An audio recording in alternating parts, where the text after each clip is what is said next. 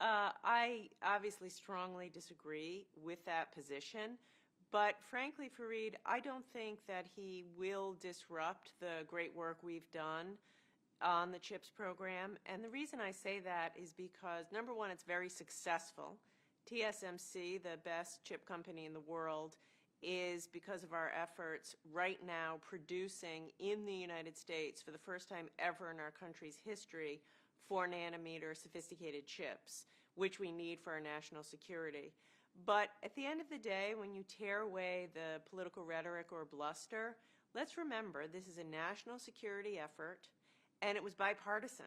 You know, bipartisan on both sides. Senate Republicans, House Republicans voted for this. It was, in fact, started under President Trump's last term.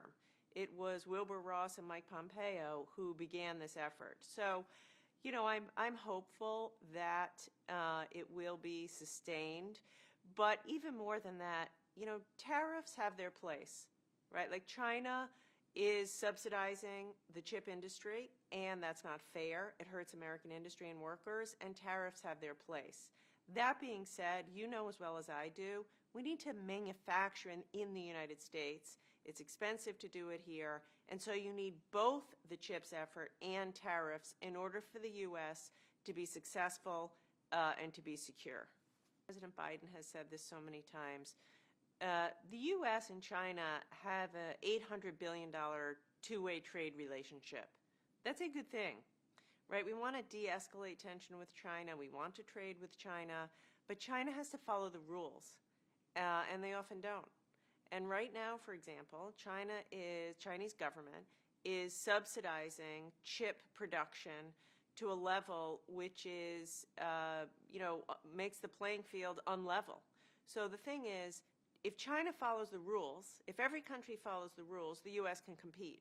They're not following the rules, and so there is a place for tariffs to level the playing field. But none of that, look, the reality is this.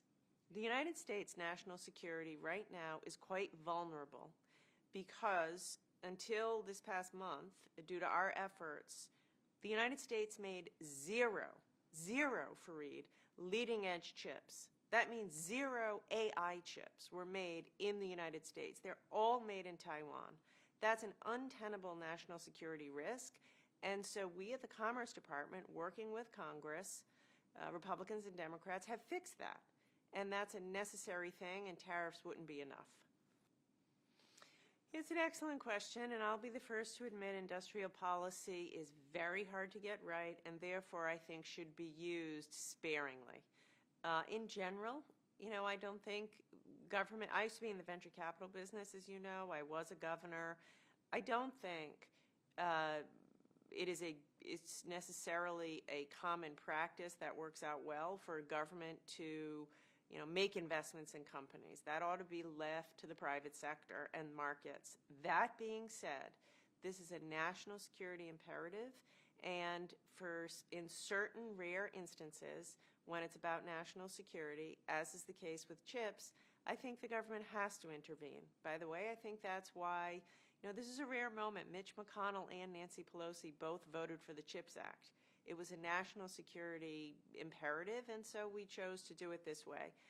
And it's hard to get right. We are, however, getting it right. You know, I built a team from scratch. 200 people work here now. I personally went to New York City, Silicon Valley, all over the country to recruit top talent, top technologists, investors, experts, and they are hard-nosed negotiators. Intel is certainly having its share of challenges. I would bet on Intel. I think they will turn it around. I think they have momentum.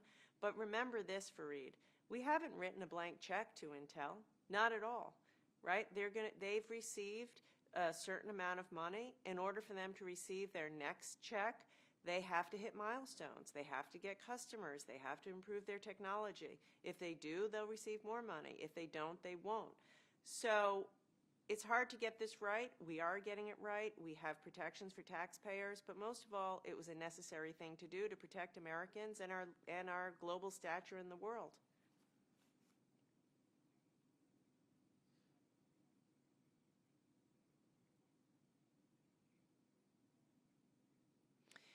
So great question. I think there are two issues, Fareed. On the high quality, cheap, as you say, they are high quality, right? Anyone will admit, and the Chinese have excelled in that. However, the reason they're cheap is because the Chinese government is massively subsidizing the entire supply chain. BYD is a great company, but their supply chain is massively subsidized. That's not fair. And so that's a place that I think we ought to look at tariffs, and that would be appropriate. Once again,